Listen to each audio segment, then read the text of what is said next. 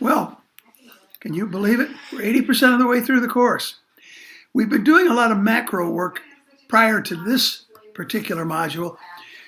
We're going to be looking at how, particularly politics, but also economics, and to some extent social organization and symbolism, all impact on how the college operates. They all are impacting the college's culture, and that's where most of the readings you're going to be looking at for this module and for the synthesizing final module are that way.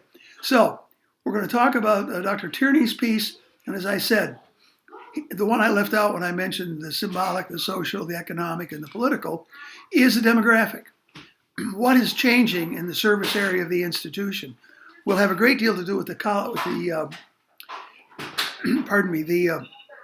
changes in the culture of the institution. So, one of the things that Tierney points out, I think is a great thing for you to keep in mind. This is all throughout the institution. One of the problems that community colleges have, not as bad as the universities, but one of the problems that they have is that they tend to silo.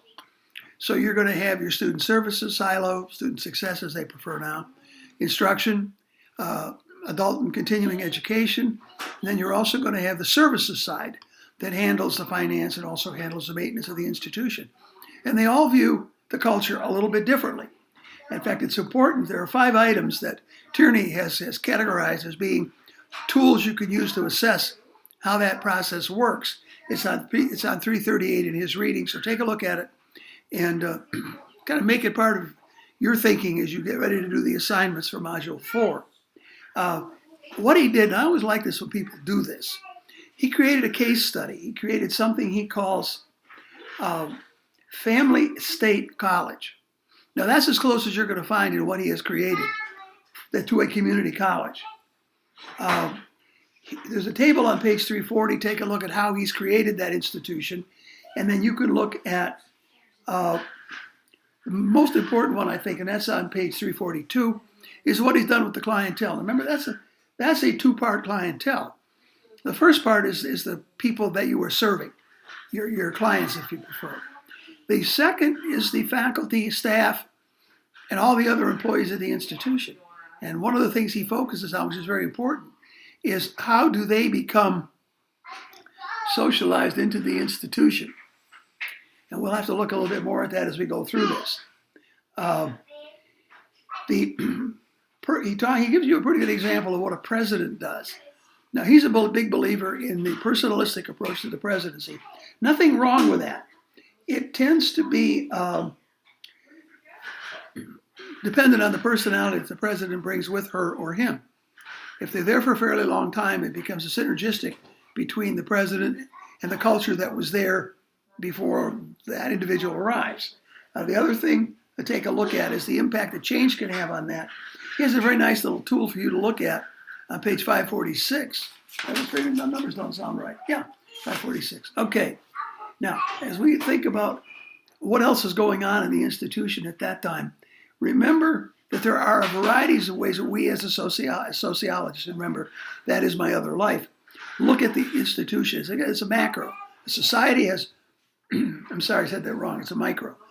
The society has all of these writ large, if you will. So we have to talk about subcultures. And those may have a lot to do with how these individuals have been raised, what they consider to be important in the mission. They might hierarchically rank the mission slightly differently from one to another. Then you have the counterculture, those who think that the culture should change. And that can be a real interesting challenge between the various subcultures where someone will become with them a kind of a counter entity. And the other thing you have to look at, this is a fairly new one, it's called the anti-culture. We're seeing a lot of that as we look at, for example, the evolution of the politics toward the 2020 election. You've got a lot of anti-culture stuff going on. And you see that when you look at the variety of interpretations of what's going on in society with the folks that are would like to run for president on the Democratic ticket, which I'm not going to get into that because I'm not supposed to, nor do I want to.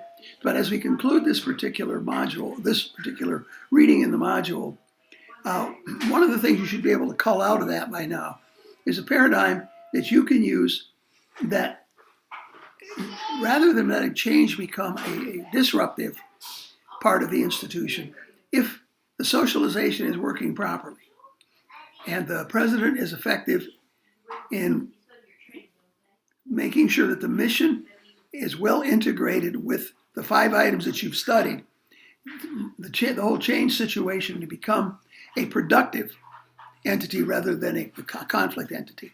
Okay, the next article is a little longer, but the folks that did that article are probably as well known in that business as anybody. My preference of the two is Adrian Kezar.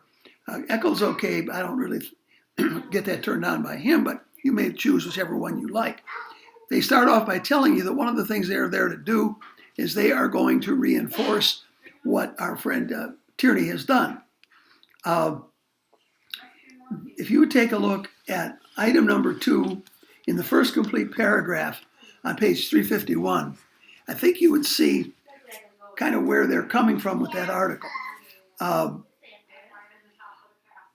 Basically, the thing that they're trying to get across is that what the school is going to need to be effective, and when it's riding the back of the tiger of change, as we used to say, is you have to, when you're looking at these changes, you have to see how are they culturally sensitive, that is, to the culture that has been the institution for however many years it's been around. And believe me, there's some of these institutions have been there a while. The one that I graduated from, for example, has been around since 1926.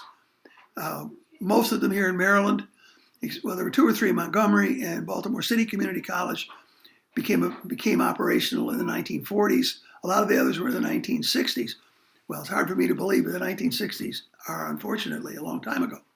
But okay, so we'll go ahead and talk about the chart that they have on 354, which gives you the 5 aspects of what Kezar in particular, but Eckel also, hard to try to say that fast 3 times, are trying to share with us.